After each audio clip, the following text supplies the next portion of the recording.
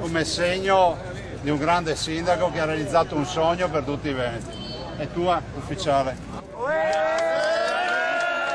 Anche perché manca là, no? Vedete che manca? La manca. Questa è la bandiera ufficiale che ha sventolato nel palazzo della regione. Gira. Fortuna, speriamo che sia fortuna. Ecco.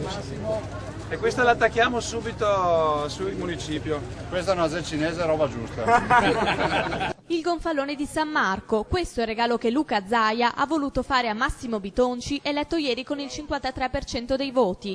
Dopo 10 anni Padova ha deciso di cambiare pagina e la vittoria è schiacciante, dal 33,7% per Rossi al 31,4% per il senatore della Lega al primo turno. Il centrodestra ieri ribalta l'esito con quasi 6.800 voti in più. Il sindaco realizza per me un sogno, espugna la roccaforte della sinistra, ma soprattutto una grande occasione perché Padova in mano al sindaco Bitonci sarà l'occasione per dimostrare che cos'è la buona amministrazione. Al centro rimane il destino dell'ospedale di Padova, visti i recenti scandali collegati all'inchiesta sul Mose. All'ospedale non si farà più? Beh, io dico che con il sindaco ragioneremo anche di questo e devo anche dire che alla luce anche delle notizie che abbiamo è il caso di guardare veramente a fondo, anche perché ho saputo che molta gente cenava a nostra insaputa, gente che aveva tempo da perdere, adesso li sistemiamo tutti. Grande.